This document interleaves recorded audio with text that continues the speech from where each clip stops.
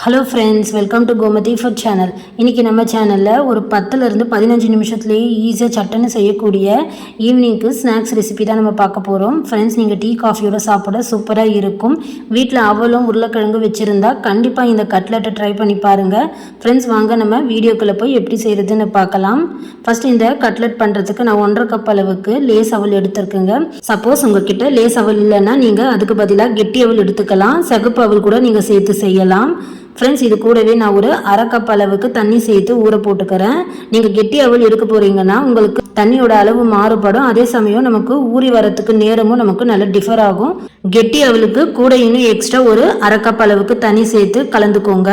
Friends, இப்போ இதை நல்லா நம்ம மிக்ஸ் பண்ணிவிட்டு மூடி போட்டு ஒரு 5 நிமிஷம் நம்ம இதை ஊற போட்டுக்கலாம். கெட்டி அவல்னா எக்ஸ்ட்ரா இன்னும் ஒரு 5 நிமிஷம் சேர்த்து நீங்கள் ஊற போட்டுக்கோங்க. ஒரு 5 நிமிஷம் கழிச்சதான் எப்படி இருக்குன்னு பார்க்கலாம். பாருங்கள், நல்லா ஊறி நம்ம போட்ட தண்ணியெல்லாம் அவ்வளோ நல்லா இழுத்துருக்கும். இந்த மாதிரி நல்லா கெட்டியாக இருக்கும். ரொம்பவும் நமக்கு சத இருக்கக்கூடாது. இந்த மாதிரி நல்லா கெட்டியாக இருக்கணும். இப்போ இது ஒரு வாட்டி நம்ம மாவு போல் நல்லா பிசைஞ்சு கொடுத்துக்கலாம். ஃப்ரெண்ட்ஸ், இந்த அளவுக்கு நமக்கு அவல் நல்லா கெட்டியாக இருக்கணும். அப்போ தான் கட்லெட் பிடிக்க முடியும். அடுத்ததாக இது கூட 2 உருளைக்கிழங்கு வேக வச்சு சேர்த்துருக்கேன். இதுவும் நம்ம நல்லா மசிச்சு விட்டு அவளோடு சேர்த்து ஒன்றோடு ஒன்று சேர்த்து நல்லா மிக்ஸ் பண்ணிக்கலாம். உருளைக்கிழங்கு நல்லா வேக வச்சதுக்கப்புறம் சேர்த்துக்கோங்க. அங்கங்கே கட்டி இல்லாமல் நல்லா ஒன்றோடு ஒன்று சேர்த்து நம்ம நல்லா மிக்ஸ் பண்ணியாச்சு.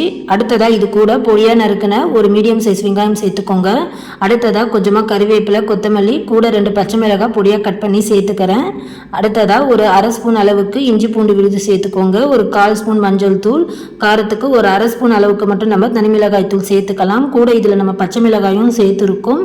ஃப்ரெண்ட்ஸ், அடுத்ததாக ஒரு 1/4 ஸ்பூன் அளவுக்கு கரம் மசாலா, தேவையான அளவுக்கு உப்பு சேர்த்துக்கோங்க. அடுத்ததாக நம்ம இதில் ஒரு 2 ஸ்பூன் அளவுக்கு நான் கார்ன்ஃப்ளவர் மாவு சேர்த்துருக்கேன். இதுக்கு பதிலாக நீங்கள் அரிசி மாவு சேர்த்துக்கலாம். வீட்டில் பிரெட் இருந்தால் அதை கூட நீங்கள் தூள் பண்ணி சேர்த்துக்கலாங்க. இந்த 3த்தில் நீங்கள் ஏதாவது கண்டிப்பாக ஒன்று சேர்த்துக்கோங்க. அப்போ தான் நமக்கு நல்ல கட்லெட் பிடிக்க வரும். ஃப்ரெண்ட்ஸ், நீங்கள் கார்ன்ஃப்ளவர் மாவு எடுக்கிறீங்கன்னா அரிசி மாவும் அதே அளவில் 2 ஸ்பூன் அளவுக்கு சேர்த்துக்கோங்க. பிரெட் க்ரம் சேர்க்குறீங்கன்னா நீங்கள் ஒரு 1/4 கப் அளவுக்கு சேர்த்து நல்லா ஒன்றோடு ஒன்று சேர்த்து நம்ம மிக்ஸ் பண்ணிக்கணும். இப்போ நல்லா நம்ம மிக்ஸ் பண்ணியாச்சு. அடுத்ததாக கட்லெட் பிடிக்க நம்ம கையை நல்லா எண்ணெய் தடவிட்டு இது போல் சப்பாத்திக்கு நம்ம எவ்வளோ எடுத்து உருட்டுவோமோ அதே போல் எடுத்து நல்லா உருட்டி உள்ளங்கையால் நல்லா ப்ரெஸ் பண்ணி தட்டிக்கோங்க. இந்த மாதிரி நம்ம கட்லெட் ஷேப்புக்கு செஞ்சு எடுத்துக்கலாம். இதே நீங்கள் சிலிண்டர் ஷேப்பில் கூட நீங்கள் கட்லெட் மாதிரி செஞ்சு எடுத்துக்கலாம். உங்களுக்கு விருப்பமான ஷேப்பில் நீங்கள் கட்லெட் செஞ்சு எடுத்துக்கோங்க. ஃப்ரெண்ட்ஸ், பாருங்கள், இப்போ நம்ம கட்லெட் ரெடி பண்ணியாச்சு. இதே மாதிரி மிச்ச மீதி இருக்கிறதையும் நம்ம செஞ்சு எடுத்துக்கலாம். ஃப்ரெண்ட்ஸ், நீங்கள் கண்டிப்பாக இதில் கார்ன்ஃப்ளவர் மாவு, அப்படி இல்லைன்னா அரிசி மாவு, இல்லை பிரெட் க்ரம்ஸ், இந்த 3த்தில் கண்டிப்பாக ஏதாவது ஒன்று சேர்த்துக்கோங்க. அப்போ தான் நமக்கு கட்லெட் நல்ல ஒரு ஷேப்பில் கிடைக்கும். இப்போ நம்ம கட்லெட் ரெடி பண்ணி எடுத்தாச்சு. மொத்தமாக நமக்கு இதில் 7 கிட்ட கிடைச்சிருக்குங்க. இதுவே நீங்கள் சின்னதாக பிரிச்சிங்கன்னா ஒரு 9 கிட்ட நமக்கு கட்லெட் கிடைக்கும். அடுத்ததாக கட்லெட் நம்ம ஃப்ரை பண்ணுறதுக்கு நல்லா இந்த மாதிரி ஒரு அகலமான பேன் எடுத்துக்கோங்க. ஒரு 1/2 கப் அளவுக்கு மட்டும்தான் நான் எண்ணெய் சேர்த்துருக்கேன். ரொம்பவும் அதிகமாக நான் எண்ணெய் சேர்த்து டீப் ஃப்ரை பண்ண போகிறதில்ல. ஒரு 1/2 கப் அளவுக்கு நம்ம எண்ணெய் சேர்த்தா போதும். எண்ணெய் கொஞ்சம் லைட்டாக சூடானதும் கேஸ் மீடியம் ஃப்ளேமில் வச்சு நம்ம கட்லெட்டை ஃப்ரை பண்ணி எடுத்துக்கலாம். பேன் நல்லா அகலமாக இருக்கிறதுனால மொத்தமாக அந்த 7 கட்லெட்டையும் நான் சேர்த்து ஃப்ரை பண்ணிக்கிறேங்க.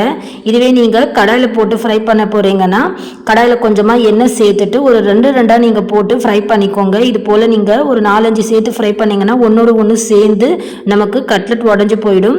ஃப்ரெண்ட்ஸ், பாருங்கள், இப்போ இதை நல்லா திருப்பி விட்டுட்டேன். கொஞ்சம் லைட்டாக வெந்து வந்ததும் திருப்பி விட்டு இன்னும் இது நல்லா கலர் வர வரைக்கும் நம்ம கட்லெட்டை ஃப்ரை பண்ணி எடுத்துக்கலாம். இப்போ பாருங்கள், நல்லா சூப்பராக நமக்கு 2 பக்கமும் வெந்து நல்ல கலர் வந்துடுச்சுன்னு ரொம்ப சூப்பராக நமக்கு அவல் கட்லெட் ரெடி ஆகிடுச்சு. ஈவினிங்க்கு இந்த மாதிரி நீங்கள் குழந்தைங்களுக்கு ஸ்நாக்ஸ் செஞ்சு கொடுத்தீங்கன்னா ஈவினிங்க்கு டீ காஃபியோட சாப்பிட ரொம்ப ரொம்ப சூப்பராக இருக்கும். ஃப்ரெண்ட்ஸ், கண்டிப்பாக இதை நீங்கள் ட்ரை பண்ணி பாருங்கள். வீட்டில் அவலும் உருளைக்கிழங்கு இருந்தால் இந்த மாதிரி ஈவினிங்க்கு டீ காஃபியோட சாப்பிட இந்த அவல் கட்லெட் சூப்பராக இருக்கும். நீங்களும் இதே மாதிரி வீட்டில் செஞ்சு பாருங்கள். செஞ்சு சாப்பிட்டு பார்த்துட்டு டேஸ்ட் எப்படி இருந்ததுன்னு மறக்காமல் கமெண்ட் பண்ணுங்கள். இந்த வீடியோ பிடிச்சிருந்தால் லைக் பண்ணுங்கள், ஷேர் பண்ணுங்கள். மறக்காமல் நம்ம கோமதி ஃபுட் சேனலை சப்ஸ்கிரைப் பண்ணிக்க மறந்துடாதீங்க. அப்போ தான் நான் போடுற வீடியோஸ் எல்லாம் டக்குன்னு நோட்டிஃபிகேஷனாக வரும். ஃப்ரெண்ட்ஸ், தேங்க்ஸ் ஃபார் வாட்சிங்.